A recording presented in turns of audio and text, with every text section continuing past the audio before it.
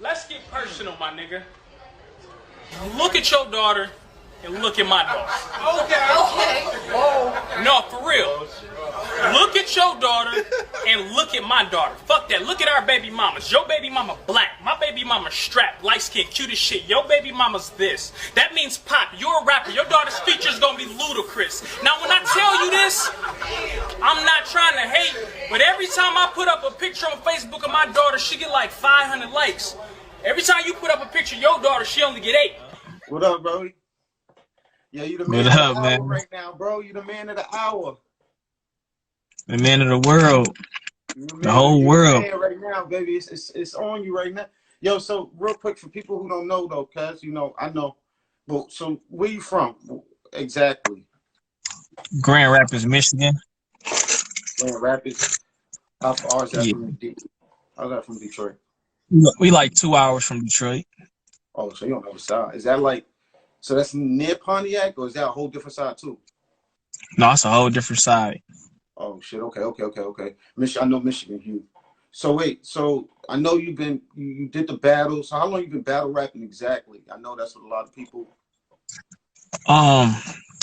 Man, I was battle rapping for about four to 5 years.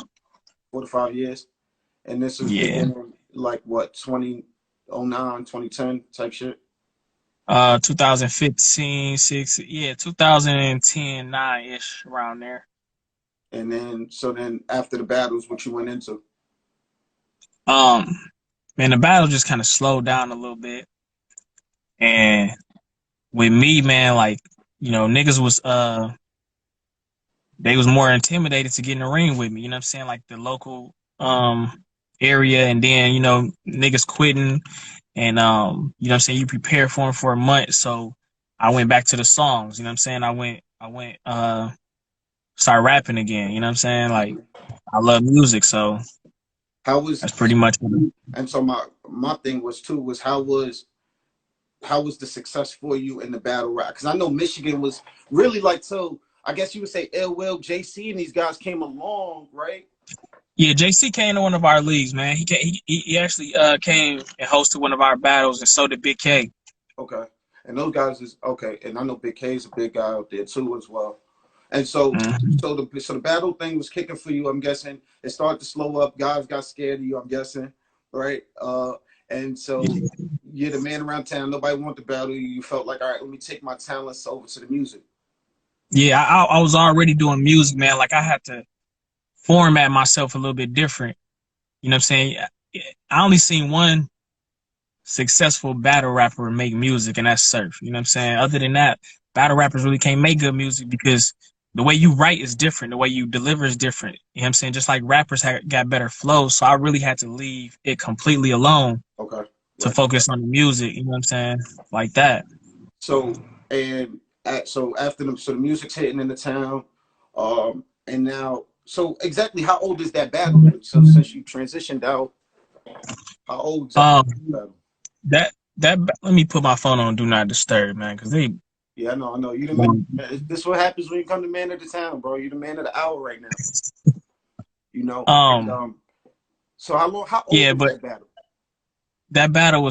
That battle exact date was 2015, April 4th, 2015. That's 2 days before my birthday. April 4th. My birthday. 5 years then. Yeah, my birthday is April 6th. So we did it 2 days before my birthday. Okay. And April 4th. And so now let's really get into it here, right? So you know, so you guys go out and have this battle.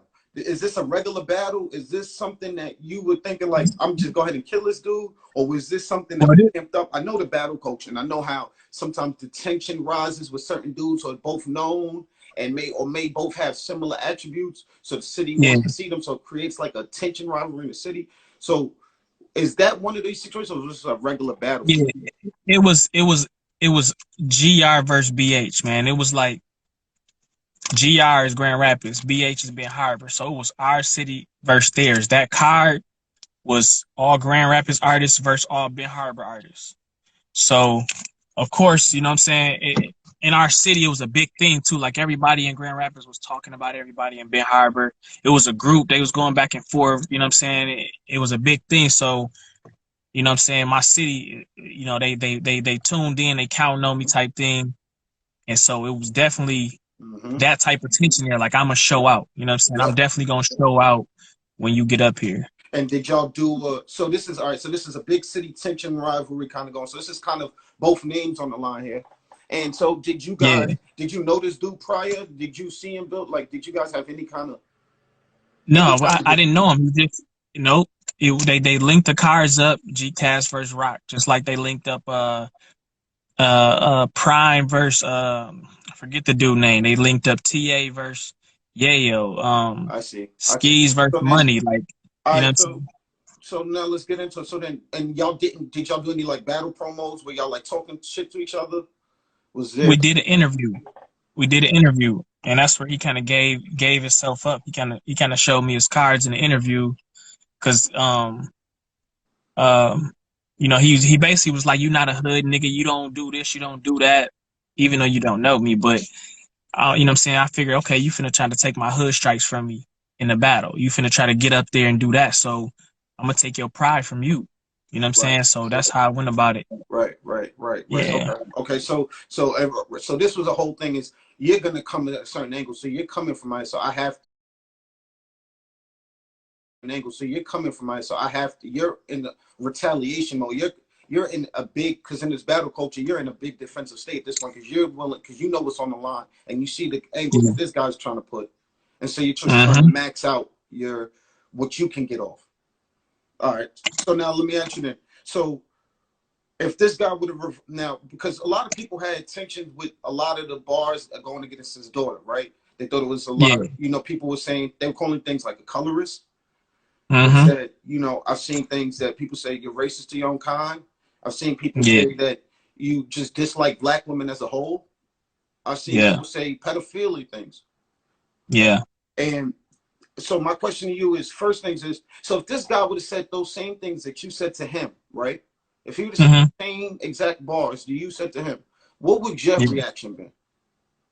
I mean, I would never, you know, regardless of if it hurt, if it made me mad, we on camera, we signed contracts, we getting paid for it, but I'm not finna let him know he got to me. You know what I'm saying? I would have stood there with a straight face, kind of just like he stood there. You know what I'm saying? Because when you break, like, you know, when I battle people, I'm in your face and I can feel your tension. I feel you breaking. You know what I'm saying? I you know what I'm saying? I evolve off that. So I can feel that tension. So if he would have said that shit to me, I would have just stood there like, because it's part of the culture, it's part of the business, it's part of the, this is what battle rappers do, right? This is how the format of the sport. You're saying things to utterly disrespect a person for shock value, right? Yeah. So this is the name of the sport. So Arsenal said, so for example, like Arsenal, one of the most known battle rappers of all time, Arsenal has said things like, you know, I'll put my dick in your daughter fish tank. Right. Right. So and when you hear a line like that, right, what do you take from that? A nigga saying to you he put his dick in your daughter fish bowl. I take a creative bar of him disrespecting you. Like, I would laugh just like I just did. Because so we can so we're agreeing here that it's just part of the culture. This is just you only said those things because it's part of the culture, part of the battle. And this is what the job was, and this is what you get booked for. Yeah, you filter through music, you filter through, you know what I'm saying? You vent through music or battles or verses, or, you know what I'm saying? You paint a picture. You paint a picture on somebody, and, you know what I'm saying? When they look at battles, it's like, what's your strong points in battle? Some people's is flow, some people's is aggression. Mine personally is delivery. Now, if you sit up and you analyze my verse, I could have been battling you and said that same exact verse to you the same way I said it to him. And everybody, whether you got kids or not, it's going to stick to you because I'm going to deliver it to you like that. So it's not nothing personal. I wouldn't even know if you had a kid or not. But if I stick that shit to you, it's going to stick because I'm going to make it stick. You know what I'm saying? Right. So it wasn't like I zoomed in on his daughter's pictures, and I don't even know if he had a daughter. You know what I'm saying? So you're not even sure if he even had a daughter. So Yeah, but I know how my delivery is. I'm gonna say it to you with a straight face. You know what I'm saying? Like, I know this is a fact, and the crowd they don't know him. They don't know me. They don't know our personal business. All they know is daughter. It's a tense battle. They're gonna go off of it, and that's why they did that. That's why they went off of it. You know what I'm saying? So it's so a gamble, man, because somebody could have been like, he don't got a daughter, right.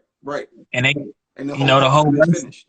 yeah, the whole verse would have been a waste of, you know what I'm saying? Right. So let me ask you this then. So we can agree here that you are strictly saying these things for the battle culture purpose to win a battle, not because you Yeah, truly feel these ways about women. You don't have any thoughts about. You don't even know that he has a daughter, so you don't have a feeling towards his daughter for real. You don't right. perpetuate. And so when I was looking at your page, bro, we was going into it, and it was like I know you have a black family, I see Mm-hmm. you seem like you Clearly, were grown up around black women like me. So I yeah. think that it's important for them to understand that this was a battle and that we as black men don't genuinely feel this way about black women. You understand? Right.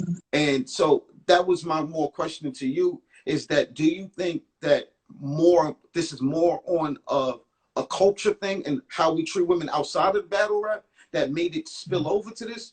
Or do you think that it's just because of World Star doing their typical World Star thing, searching for an old video and put it up? Well, for one, um, like how I feel about, the black, white, the woman thing. For example, I'm pretty much about 99% sure there's no woman that commented on my post that was offended. Listen to a song by somebody and was like, oh my God, he said this, fuck that, cut him off. I'm gonna cry. I'm not gonna ever listen to this artist no more. I'm 100% sure there was no woman on that post that ever looked at a movie where a woman is getting raped or getting dogged because somebody wrote that movie. Nobody's looking up the director of the movie to say, oh my God, you wrote that sick ass shit, you out cold. So I honestly think that people was just bored. They just needed something to talk about. And I feel like most people are followers. So if World Star takes your picture right now and they say this dude shot a celebrity, this the dude who shot the celebrity, they could take your picture right now. You know what I'm saying? You his complexion, all that, Right. and everybody gonna be on your head.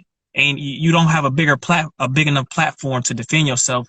And in my case, I'm kind of just not gonna waste my time doing it because I understand that most people are followers. They're gonna go off of, you know what I'm saying? Nobody said nothing about the first round of the battle. They didn't say nothing about his lines. They didn't say they looked it up. They didn't say they went back. They didn't say they looked at the interview.